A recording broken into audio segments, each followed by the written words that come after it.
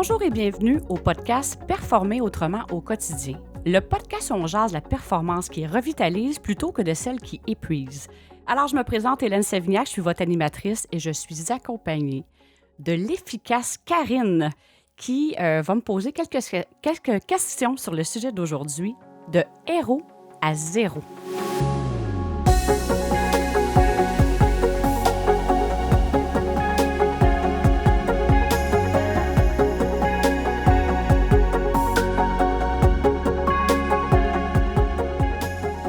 Alors, Karine, comment ça va? Bien, ça va très bien. J'aime ça que tu me donnes des petits adjectifs comme ça maintenant. À un moment donné, tu vas peut-être manquer d'inspiration, mais on va voir où ça nous mène. Merci beaucoup. Bien, ça me fait plaisir. Je serais surprise parce que tu es tellement multi-potentialiste. Tu m'as fait découvrir un mot là, quand on avait parlé de ça que je pense pas que je vais arriver à épuiser les qualificatifs. Alors, mais ça me fait plaisir de dire ça. Là, c'est offert de bon cœur et spontanément en plus. Ah, merci beaucoup. C'est quoi notre sujet aujourd'hui? De héros à zéro. Et en fait, qu'est-ce qui m'a inspiré ce sujet-là? C'est qu'est-ce que je rencontre souvent en entreprise que on va arriver pour engager un nouveau membre de l'équipe, ou ça peut être le choix d'un collaborateur aussi, et la personne, quand elle arrive, c'est comme le héros du jour, le sauveur, et on va se rendre compte des fois que quelques semaines, voire quelques mois après, la personne est rendue le zéro de l'entreprise. OK, le terme est un peu fort, mais c'est quand même un scénario typique que j'ai observé. Puis j'avais le goût qu'on explore ça davantage ensemble. OK, fait qu'on y va dans un sujet quand même assez spécifique. Toi, tu veux surtout parler justement au niveau du processus d'embauche dans une entreprise. Bien, en fait, c'est l'embauche, mais aussi qu'est-ce qui suit l'embauche. Alors, on avait un petit peu, tu sais, quand on avait échangé, le mot qui nous était venu, c'est un peu le coup de foudre professionnel. Parce que c'est un peu ça, là, quand on est, la personne est comme vue comme le lui ou elle, là, bien sûr, là, le super-héros, là, pour fin de simplification, je vais utiliser le masculin, mais le super-héros, c'est comme un peu, on a eu un coup de foudre professionnel avec cette personne-là, et c'est ça qu'on voulait, dans le fond, explorer davantage, et on sait aussi, on va l'explorer, là, mais un coup de foudre, qu'est-ce que ça fait souvent? Bien, ça part du coup de foudre, puis des fois, ça se termine en feu de paille, si je peux exprimer, ou en queue de poisson pour exprimer des expressions connues. Fait que c'est un petit peu ça qu'on positionne. Là. C'est peut-être un sujet un petit peu plus spécifique qu'à l'habitude, mais ça te fait penser ça te fait penser à une expérience. Bien, c'est ça, en fait, quand on en a parlé, justement, quand on a brainstormé un peu sur le sujet, je me dis, wow, OK, moi, je veux dire, j'engage pas personne. Oui, j'ai déjà passé des entrevues, ça fait longtemps. Mais j'ai réalisé en même temps que, tu sais, tu vas nous parler justement des dangers de mettre quelqu'un sur un piédestal, là, de héros à zéro, mais ça m'a fait penser à une collaboration potentielle on va dire que j'ai failli avoir dans mon entreprise adjointe virtuelle. Tu sais, où est-ce que là, j'avais un client qui me faisait sentir comme, wow, ouais, je vais tout changer. Il était super content. On a eu vraiment une bonne connexion dès le début. Puis, écoute, ça n'a pas pris de temps après que plus de son, plus d'image, plus de nouvelles, tu sais. Fait que c'est de la fausse représentation, finalement. Je ne sais pas si c'est de mon côté ou du sien ou si c'est peut-être une co-création des deux, finalement. C'est sûrement ça, mais j'ai comme envie de te poser une question. Comment tu t'es sentie? Qu'est-ce qui est arrivé là, quand ça... Là, tu as vraiment l'impression que ça a connecté, tout est fluide, tout est magnifique. Et puis, là, en fait, c'est un exemple que ça s'est comme complété en queue de poisson assez rapidement. Comment tu t'es sentie dans tout ça? Ben moi, dans ma personnalité, je me suis un peu mis le blâme là, de dire c'est quoi que j'ai fait de pas correct. J'avais l'impression d'avoir compris les attentes. J'ai délivré de ce qu'il m'avait demandé de faire finalement, puis pas de nouvelles, difficile de communiquer avec la personne, envoie des messages, pas de réponse, tu sais. Fait que je me suis pas bien sentie, je me suis remise en question finalement. C'est ça t'a amené dans une période de doute, là. Ouais, exactement. Fait que ça nous amène un peu, puis là, c'est drôle, on a un petit peu inversé les rôles Ouais. en début de podcast, j'aime ça. Fait que ça nous amène un peu à... Puis oui, on va en parler un petit peu, comment, c'est quoi l'impact de cette dynamique-là de héros à zéro? Puis là, c'est le fait, là, tu as donné l'exemple dans un choix de collaboration, mais on le voit aussi beaucoup, puis je vais l'amener avec des exemples aussi dans le cadre de, on engage quelqu'un, on est à la recherche d'un nouveau membre de l'équipe, et on est à la recherche, en fait, de notre prochain héros. Alors, la dynamique de tout ça qu'on va observer dans une entreprise, c'est qu'est-ce que ça peut amener? C'est que quand on présente quelqu'un, que c'est le super-héros qui vient d'arriver, qui est le sauveur ou la sauveur, bien, les personnes, premièrement, qui sont déjà dans l'entreprise, bon, ça peut être arrivé que certaines personnes auraient peut-être été intéressées par le poste, ils ne l'ont pas. Alors déjà là, ça peut créer une dynamique. Ça peut amener aussi de la jalousie, de dire, aïe, nous autres, on est là depuis X années, parce qu'on se le cachera pas non plus. Puis là, j'ai pas le goût d'envoyer de blâme. C'est factuel, qu'est-ce que je vais dire. Souvent, la reconnaissance, naturellement, la reconnaissance n'est pas super présente dans les entreprises. Fait que des fois, les gens vont dire, ben on est là. Puis là, il y a quelqu'un qui arrive qu'on connaît pas tant que ça, qui se fait présenter comme, oh, la septième merveille du monde. Fait que ça peut amener des fois une drôle de dynamique et mettre énormément de pression aussi sur la personne qui va arriver.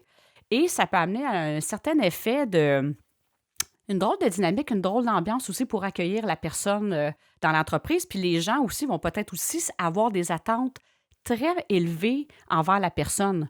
Puis des fois, c'est inconscient, c'est pas méchant, mais automatiquement, quand on met quelqu'un sur un piédestal, ben ça peut créer des inconforts, là. Fait que c'est un petit peu ça, la dynamique du super-héros qui arrive, que j'ai vu. Puis c'est aussi le fait qu'on voit la personne comme une super-héros parce que ça va être partie de l'entrevue. Puis au début d'une entrevue, souvent, tu sais, la dynamique là, typique un peu, c'est de dire, ben là, moi, je vais vendre l'entreprise, puis l'autre personne veut se vendre. Tu sais, je vais utiliser le mot vendre, là, c'est un petit peu ça qu'on veut faire refléter, on veut faire refléter des choses, puis la personne veut en fait que ça marche, qu'il y ait une connexion. Puis il y a des fois, c'est vrai que le courant passe super bien. Juste pour comprendre, dans le fond, ce que tu dis, là, c'est Ouais. que là où on va se dire, bon, on a trouvé notre héros, ça part vraiment du moment de l'embauche, là, ou de la rencontre avec la personne. C'est ça que tu étais en train d'expliquer. Ben oui, ça, puis merci de préciser, hein, parce que c'est vraiment souvent dans un contexte de recrutement qu'on va voir ça, que la personne va être présentée comme le super-héros de l'entreprise. Fait que c'est vraiment dans ce cadre-là. Fait que c'est ça, cette dynamique-là de piédestal, autrement dit. Et c'est ça, ça va créer de la pression autour et pour la personne elle-même. Puis ce que je disais, ça va souvent partir, cette dynamique-là va partir de l'entrevue de départ. Donc, la personne, c'est ça, là, ça l'a cliqué, hein, un petit peu un coup de foudre, tout est fluide, on est sûr que tout est correct.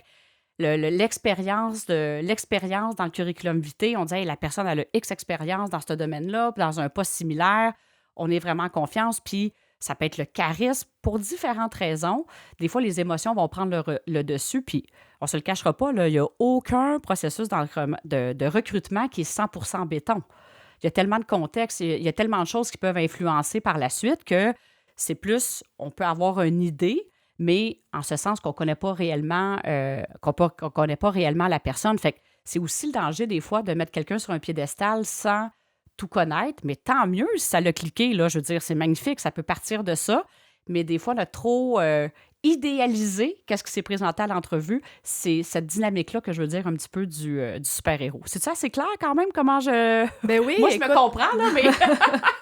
non, mais justement, on peut avoir des exemples, là, autant pour la personne qui passe l'entrevue, dire, wow, OK, ils m'ont vendu l'entreprise, ils font ça, ça a l'air super le fun, mais les côtés plus sombres vont peut-être pas avoir été dits. Fait que qu'est-ce que ça donne? Tu sais, je serais curieuse que tu nous dises justement qu'est-ce qui se passe après l'embauche, après peut-être le coup de foudre, vient une petite lune de miel. Ouais. Puis si ça va pas comme on pensait, qu'est-ce qui arrive? Bien, il y a souvent, puis merci de poser la question, puis là, dans le fond, quand tu disais le côté sombre, puis on va y revenir, tu sais, c'est vraiment le côté, tout simplement, de qu'est-ce que c'est en réalité. Fait que c'est, ça, on va y revenir un petit peu plus tard, mais qu'est-ce qui arrive après? Il y a souvent 3 scénarios, hein? Ça passe, ça casse, ou on tolère. Fait que, dans le fond, c'est soit que ça, là, on va dire au bout de quelques semaines, après la lune de miel, la première étape, quand ça a vraiment bien été, il y a comme une période de lune de miel, tout dépendant combien de temps qu'elle va durer. Après ça, bien là, des fois, il y a des actions qui vont être posées, dire hey, ça marche pas du tout, ça se termine là. OK, ça, c'est comme ça a cassé. Des fois, ça passe, puis l'impression qu'on a eue lors de l'entrevue, que ça a bien connecté, les choses continuent d'être fluides, puis c'est magnifique, puis c'est possible aussi. Mais il y a des fois que la lune de miel est complétée, et là, on tolère des choses. Et c'est là la dynamique là, qui va commencer à s'installer de super-héros à zéro, quand on a présenté quelqu'un comme un super-héros. Là, tranquillement, pas vite, là, il y a peut-être la réalité où le quotidien va rentrer en ligne de compte. Puis là, l'image que j'ai en tête, c'est l'image d'un couple. Tu sais, quand on parle d'un coup de foudre qui va se terminer des fois en queue de poisson, on a tous entendu parler d'un coup de foudre puis que ça s'est terminé. Puis quand on entend parler les gens qui expliquent la longévité d'un couple, puis tu sais, dans notre vie personnelle aussi, c'est quoi, en fait? Il y a quand même certains éléments clés qui sont présents là. Oui, ça peut aller de soi, mais avec quand même certaines précisions. Fait que qu'est-ce qui se passe après?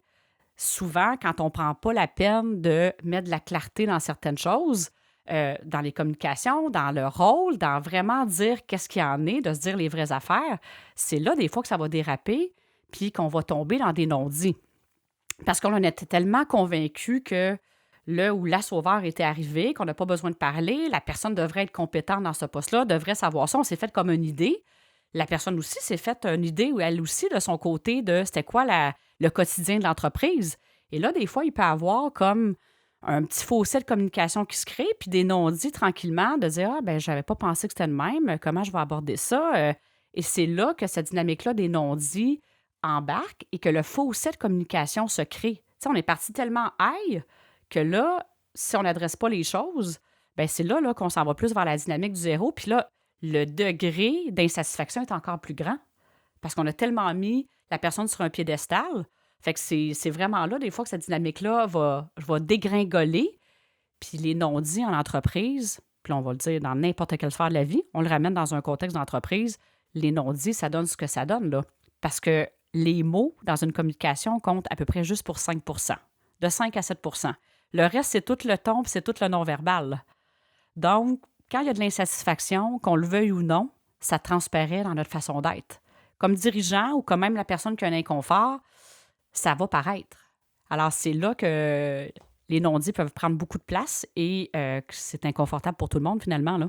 Fait que j'ai l'impression que la clé, ce serait la clarté. C'est pas facile pour tout le monde.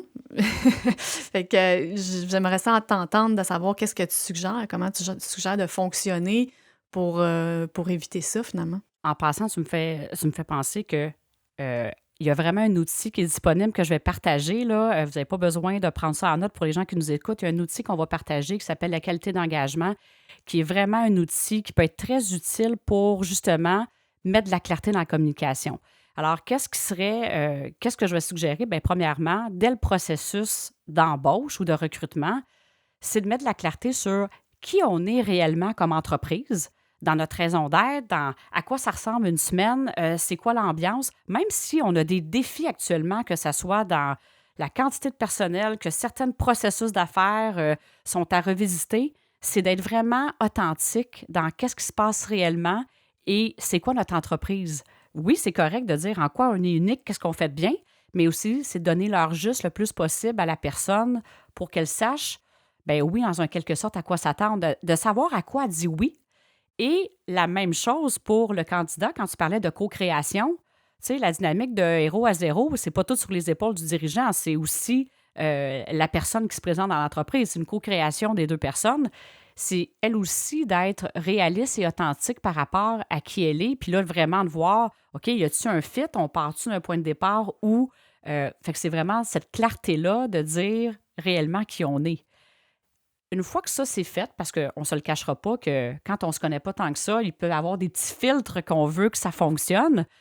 Après ça, quand dans les premières semaines, et c'est là que l'outil qu'on va mettre en lien de qualité d'engagement, c'est de mettre de la clarté sur réellement c'est quoi le rôle, c'est quoi les activités, c'est quoi qui vient avec l'engagement, dans quoi on veut que la personne s'engage, je veux dire, à performer dans ce rôle-là, puis les activités les plus importantes du rôle pour mettre une clarté dans les communications.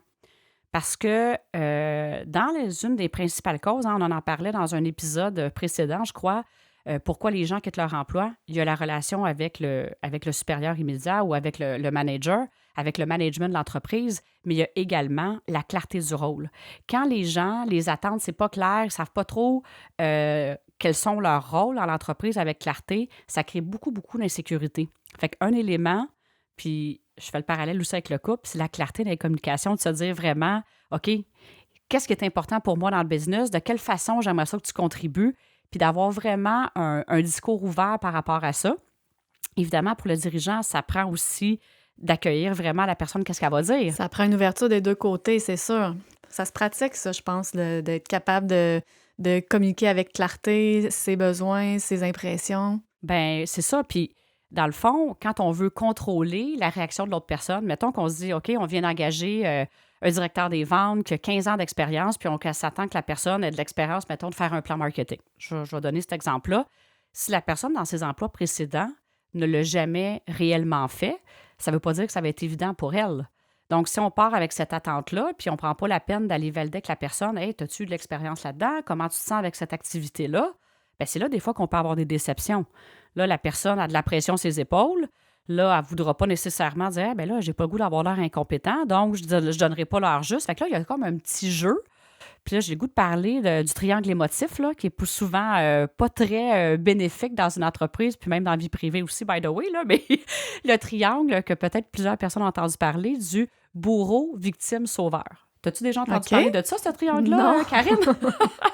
Donc, en fait, c'est souvent dans une communication, quand ça devient émotif, quand c'est moins, je vais dire, authentique, je vais le dire comme ça, ou de se parler d'adulte à adulte, on va jouer différents rôles. Donc, le bourreau, c'est quand on n'est vraiment pas content puis qu'on va critiquer, c'est plus le rôle de bourreau.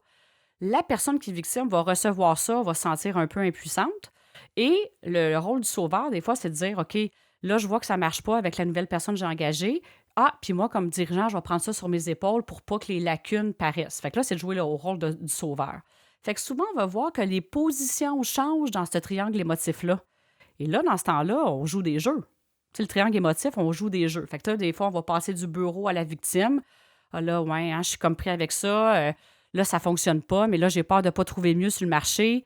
Pour plein de choses qui vont embarquer là-dedans, qu'on ne se dira pas les vraies affaires parce qu'on va avoir peur de manquer, peur de ne pas trouver une autre source, peur de manquer notre coût. Et c'est là que, en fait, on s'éloigne de l'efficacité aussi, là. Fait que des fois, de prendre le temps de se dire les vraies choses, oui, c'est vrai que ça va prendre un certain courage, mais encore là, dans le podcast, on parle de performer autrement. Alors, je partage aussi que qu'est-ce qui fonctionne pour l'avoir appliqué aussi dans ma vie personnelle, hein, des fois, de dire les vraies affaires, tout est dans la façon qu'on va le dire. Tout va se dire, mais tout est dans la façon qu'on va dire les choses qui va faire la grande différence. Puis c'est la même chose des affaires, on est tous des êtres humains. Puis ça enlève tellement de pression de nommer les choses telles qu'elles sont, mais toujours avec beaucoup d'amour et beaucoup de respect, n'est-ce pas? N'est-ce pas? Les deux existent. Oui, effectivement. Et ce que j'ai envie de partager en lien avec ça, c'est vraiment, parce que tu me disais, qu'est-ce qu'on fait avec ça, la clarté des communications, c'est pas toujours facile. Un exercice qui peut être fort simple et oui et non, mais c'est de prendre un moment de déposer, c'est encore plus simple. C'est toujours de se poser la question avant d'intervenir avec la personne qui est devant nous, que ce soit notre patron ou que ce soit à l'inverse, le membre de l'équipe ou la personne à qui on s'adresse. C'est quoi notre intention? Notre intention, c'est de mettre de la clarté, c'est de rendre la situation agréable. Si l'intention est bienveillante, ça va se refléter dans la communication qu'on a. Mais si l'intention est dans « je veux avoir raison, je veux mettre la personne en boîte qui comprenne que je ne suis pas content », bien là, ça se peut que ça donne... Le résultat de cette rencontre-là ne sera peut-être pas optimal. Fait que c'est vraiment de toujours je vais ramener c'est quoi l'intention que j'ai quand je vais adresser la communication. Et d'ailleurs, dans l'outil sur la qualité d'engagement, c'est vraiment un outil qui permet de voir c'est quoi les questions à adresser. Là, c'est pas tant juste dans un recrutement, mais une fois que la personne est en poste depuis quelques semaines, par exemple, quelles questions on devrait adresser? Qu'on devrait adresser? Il y a 3-4 questions clés, puis s'assurer de voir la personne est où par rapport à ça, justement, la clarté de son rôle, la joie de vivre, est-ce qu'il y a de l'harmonie aussi avec son style de vie, pour s'assurer finalement que les choses sont claires, puis ça se déroule comme ça se devrait, ou qu'il y a des choses à harmoniser pour que ça soit vraiment en expansion, puis que ça soit fluide des deux côtés. Alors, l'outil permet d'adresser ça, puis il y a un petit guide aussi qui accompagne cet outil-là sur comment on aborde ça, comment on se prépare quand on est dans le rôle de dirigeant pour être en qualité de présence, être déposé et toujours ramener ça à l'intention bienveillante de qu'est-ce qu'on veut clarifier. Parce que ultimement, là, quand on embauche quelqu'un, c'est parce qu'on veut que ça marche. Alors, puis le plus tôt qu'on adresse, en fait, les malaises ou les inconforts, mieux c'est. Parce qu'on ne se le cachera pas, là, quand ça fait 6 mois, 1 an qu'on tolère quelque chose, c'est plus difficile d'être déposé, d'être plus détaché émotivement. Le petit, là, tu sais, là, c'est comme, il faut que ça sorte, un trop-plein. Tandis que quand on adresse les choses au fur et à mesure, c'est beaucoup plus simple. Fait qu'on n'est pas obligé d'attendre là, que ça soit le gros malaise pour intervenir. C'est sûr, si c'est rendu là, bien, allons-y pareil et tout s'adresse. Mais plus on le fait rapidement, plus ça permet qu'il n'y ait pas de pression des deux côtés et qu'on voit la réalité telle qu'elle est. Puis ça se peut que la personne dise, bien là, avec ces informations-là, c'est pas fait pour moi. Et plus tôt on le sait, mieux c'est aussi. Que ça continue et que ça soit pas optimal pour les deux côtés. Puis plus souvent qu'autrement, on va harmoniser les choses, puis le reste va se poursuivre et on ne sera pas dans une dynamique très polarisée de on part du héros, puis il tombe à zéro. Parce que comment la personne va se sentir après? Tu sais, tu donnais l'exemple en début du podcast, ça t'a amené dans le doute. Bien là, quand la personne commence à douter, souvent, qu'est-ce qu'on veut pas qu'il arrive?